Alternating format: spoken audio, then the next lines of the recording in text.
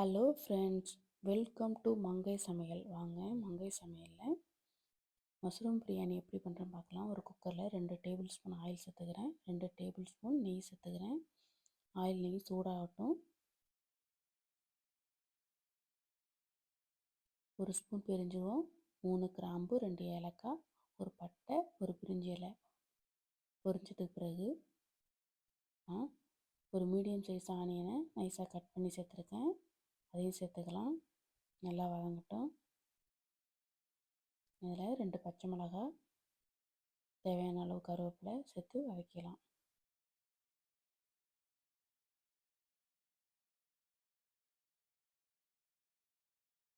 இஞ்சி பூண்டு பேஸ்ட்டு சேர்த்துக்கலாம். 2 ஸ்பூன் இஞ்சி பூண்டு பேஸ்ட்டு சேர்த்துக்கிறேன்.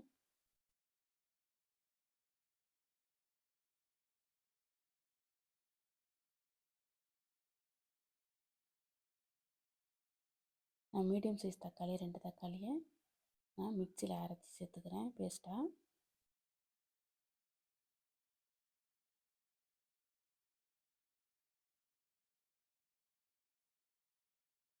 கரம் மசாலா பொடி 1/2 ஸ்பூன், மிளகாய்த்தூள் 1 ஸ்பூன், மஞ்சள்தூள் 1/2 ஸ்பூன் சேர்த்துக்கிறேன்.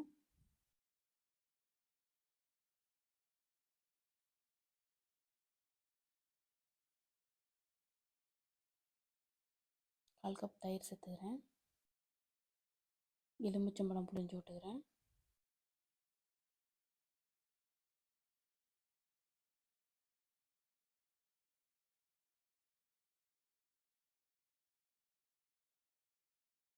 மசாலாலாம் நல்லா வதங்கினதுக்கு பிற்பாடு நான் 250 கிராம் காளானை கழுவி சுத்தம் பண்ணி எடுத்துருக்கேன். 2ஆக கட் பண்ணி அதையும் சேர்த்துக்கலாம். அதை நல்லா வதக்கிக்கலாம். அந்த காளான்லேருந்து தண்ணி வரும், அந்த தண்ணியிலையே 50% குக் ஆகட்டும். இந்த பிரியாணிக்கு தேவையான அளவு உப்பு சேர்த்துக்கிறேன். நல்லா வதங்கினதுக்கு பிற்பாடு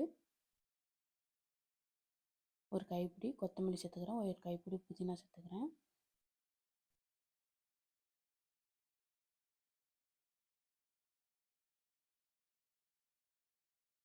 பிரியாணிக்கு தேவையான தண்ணி சேர்த்துக்கலாம். நான் 1 கப் அரிசி எடுத்துருக்கேன், அதனால் 1.5 கப் தண்ணி சேர்த்துக்கிறேன்.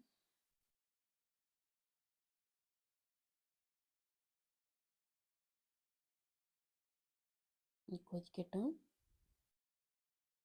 கொதிச்சதுக்கு பிற்பாடு நம்ம அரிசியை சேர்த்துக்கலாம். நான் 20 நிமிஷம் 1 கப் அரிசியை 20 நிமிஷம் ஊற வச்சு எடுத்துருக்கேன். அதையும் சேர்த்துக்கிறேன்.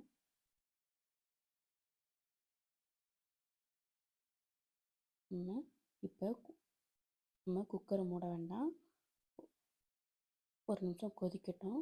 அப்போ அரிசி மட்டும் வெளியில் தெரியும். அந்த நேரத்தில் குக்கர் விசில் போட்டுக்கலாம். மூடி போட்டு இந்த நேரத்தில் நம்ம லோ ஃப்ளேமில் வச்சு ஒரு விசில் விட்டு எடுத்தோம்னா அரிசி உடையாமல் நல்லா பளபளன்னு இருக்கும் பிரியாணி.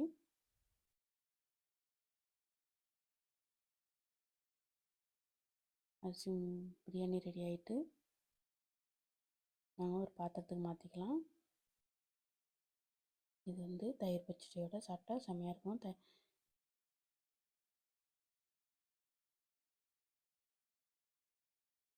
இந்த வீடியோ பிடிச்சிருந்துச்சுன்னா மங்கை சமையலுக்கு சப்ஸ்கிரைப் பண்ணுங்கள், ஷேர் பண்ணுங்கள், கமெண்ட் பண்ணுங்கள். Thank you for